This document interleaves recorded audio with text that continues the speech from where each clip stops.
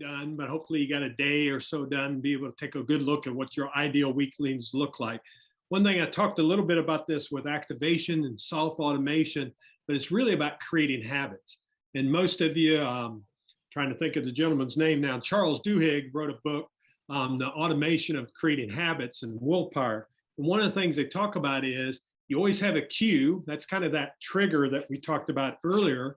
But then it's also about a response. What's that response that we want to have to be able to drive that behavior? How does it allow us to do that? And then we end up with the reward.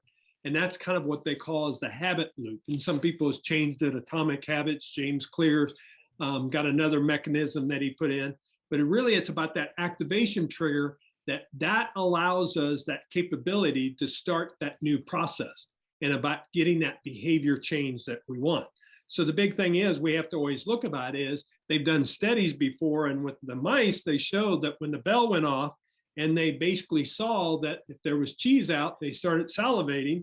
And of course, they knew the reward was going to be able to get the cheese. And they put these mice in a thing and they could not get to it when they didn't have the cheese there because they were expecting that reward always that's there. Well, the same thing is we have to realize about how can we get it become consistent? So how can we form a habit to be able to start these processes? And I want to share with you really a couple things I want you to think about. First, what we've done is we've already talked about defining what you want to achieve. That's the first start of it. You're starting to understand now some of the things you want to achieve and you want to do.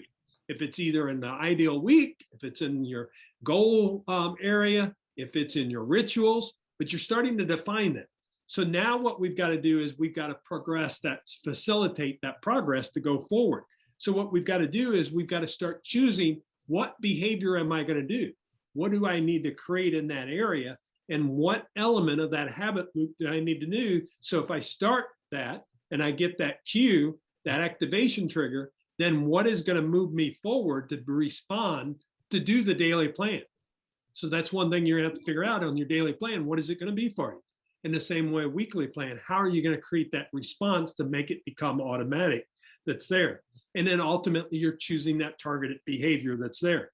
And then basically, you're now setting up the frequency and duration of how often you're going to do it. We know on weekly plan, we need to do it weekly. But if you don't define that I'm going to start doing it on Friday nights or Sunday nights or Monday mornings, if you don't define that, it's going to stay too open. And next week, you're not going to do it. And you have to kind of create that response time and that frequency of when will you do it each and every time.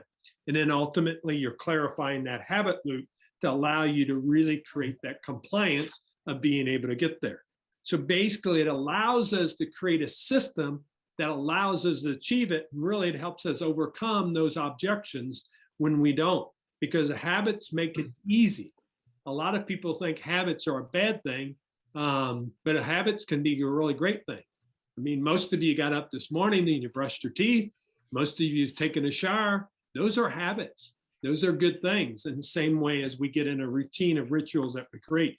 And they also really take the stress out. They talk about that habit loop is scientifically verified and it's a neurological phenomenon. So basically there's science behind it that shows that if you have these habits and good habits you put in place, it actually helps you to be able to achieve them. And of course, it allows us to avoid things. You know, there's people that, a lot of people get into bad habits. You know, that's how addiction, drugs and alcohol, that's how it happens, is by addiction. Well, instead, you're putting a good habit in, you're allowing yourself to stay away from that. And that's how we're able to do it. And we're creating those rituals. So just wanted to share a little more detail that they talk about. In the monthly calendar, this is a pretty easy one. A lot of us use electronics, so we may not need this. But if you want it to look, you can always put in months ahead and you want to look at some of your major things each month, you could write that out.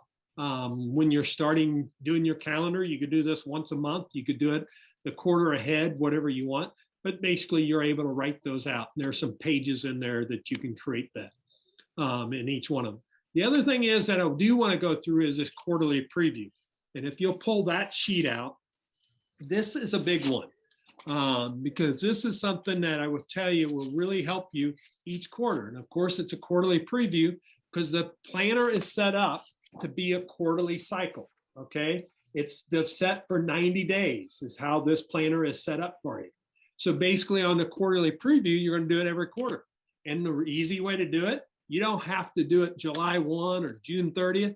Tell yourself, give yourself a week in between there, however, but plan it that you'll do it. I will admit, this is one I have not done till recently, till I went through the Certified Pro class.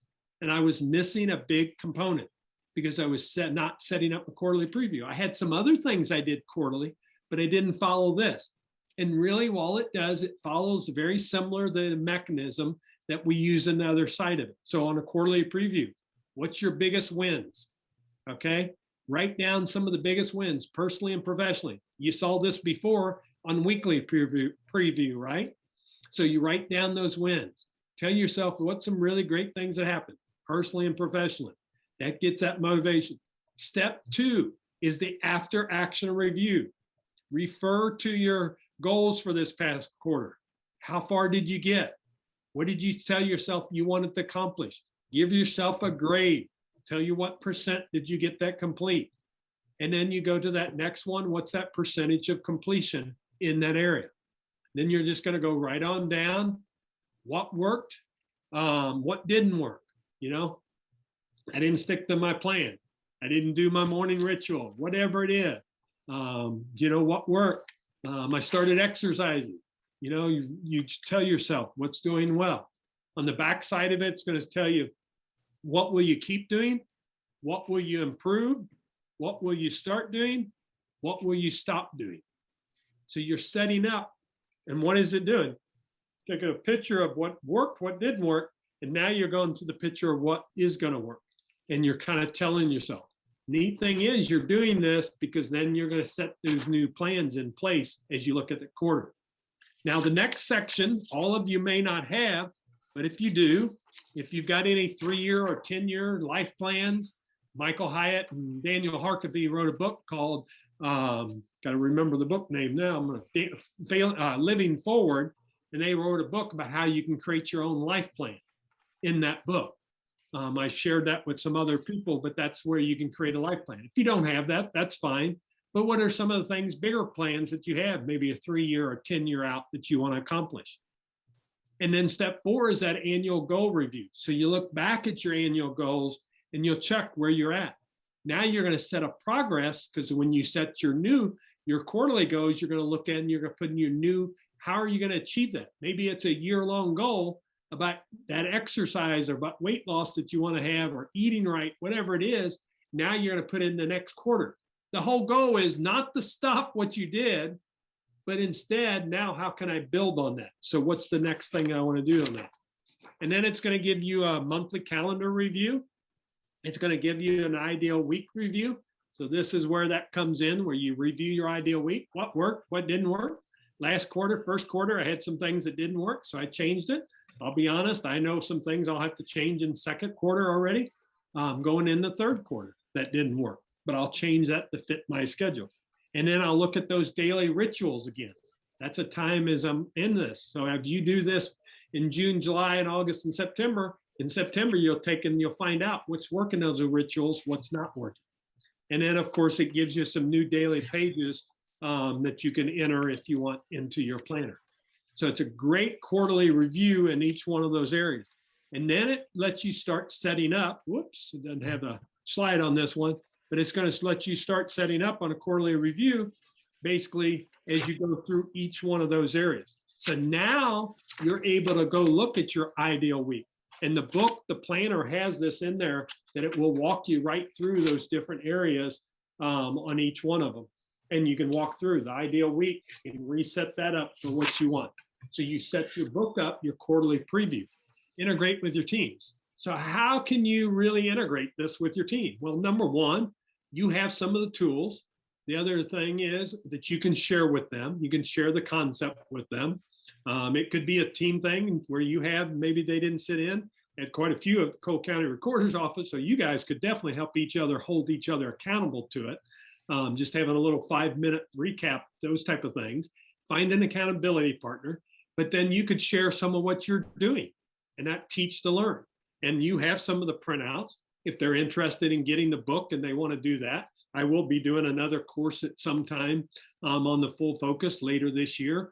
They can always join in if they want to hear it firsthand, those type of things, but you could help them kind of get started with it. So it's something that if there's somebody on your team that wanted it, it makes it a lot easier. And then if you're part of that team, you could actually have that discussion on, if you have a meeting, and you can have a meeting discussion. You don't have to know all the details of what they did, but the question is, did you do your daily plan? Did you do your weekly plan?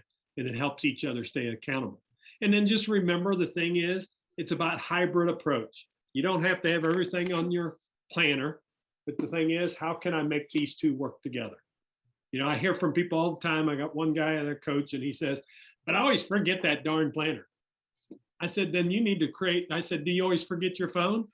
He said, no. And I said, then put it by your freaking phone, because you'll remember it then, right? We get out in our vehicle, and if we don't have our phone, how many of you realize you don't have your phone when you're in your vehicle? Because why? Normally we're picking it up and using it right away. So just make them come together. They become a set on that side of it. And at times you don't have to carry your planner, but it sure is handy to have it, because he always leaves his at home. And so the problem is then, well, it doesn't do me any good. And I said, well, if you have your phone, then just have that reminder up there for you. There's a couple other things that's in there with your tools that you can use with the leadership team and you can use for yourself. There is a rolling quarters. I don't go into this too deep here, because rolling quarters basically just allows you, if you have big projects or things that you want to put in, you can quarter by year. That is also in your planner. So like the next quarter, things that come up. Again, I use electronic, so I don't use this too much, but this one, maybe you do. Maybe you want to plan out, how many of us are going on vacation in January or in July? We're going on vacation in July. I could have that all scheduled out ahead and stuff on that side of it. So it's however you want. Again, electronic, I use it in combination of that. I don't use rolling quarters myself too much, but for some of you, it may be very beneficial to you that you have. And all it is putting your big things down. It's not every meeting, but if you know some things that you want to do, it's about writing the majors in, not every little detail that you have. Another thing that it has that's real handy is key projects, and this is in here. So if you work in projects and you work on projects as a team or with others, you can put those projects down here and you can write those out, what those key projects are. So it has that in your planner also, and you can list the projects in order of importance, or you can list them by deadlines. You can look at it at the beginning of the quarter and tell you what's the key projects.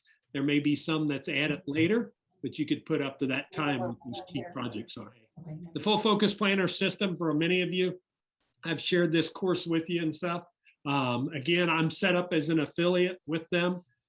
So the thing is, we would love you to buy it through our affiliate link if you're going to purchase it, things of that nature. I know you may not need it right now. You can set it up where you can buy them on one-offs, but then every quarter you got to remind yourself to do it. And of course, the challenge comes there. They do have a subscription where you can set up on a yearly subscription. On that, you have to decide. Sometimes you may want to do singles. You notice they do have the spiral you see down at the bottom there. Some people, my wife really likes the spiral style versus this style, because when you open it up, sometimes it closes up and things of that nature. So they have different styles that's available to you. So it's totally up to you. I'm not pushing it. But the only thing is, if you're going to create a habit, you got to have the system, because I'm guaranteed you're not going to make sheets all the time and keep doing the sheet. But the thing is, think about getting it. Melissa shared that. We'll also be sending you a link with that. With our affiliate link, we would love you to use that if you would. It's not like I get some big cut, so it's not like a big deal if you don't on that side of it, but it just covers a little bit. It allows me to buy my planners a little bit less each and every time. So keep that in mind. That's available to you. So I wish you well. I'm here to help you in the process. So if you need something, you're welcome to reach out to me. You'll have my email, my information that's available to me, so you know that you're open and you're available there. I plan on doing some more of these, so you may get some marketing about it when I put it out. And if you have any members on your team that wants to join it, we'd love to have them join us too. So I just want to thank you. You're allowing me to serve my purpose. My purpose is to be a servant leader and to share my knowledge with others, is one of the things I've wrote in my mission statement. And I don't think I know it all, but I think I'm a learner. I'm a constant learner. And you've allowed me the last 2 days to really live my purpose. So I just thank you for that. I wish you well on the journey. Make it a great day. Thanks, everybody. Thank you. Thank you. You're welcome. Thank you.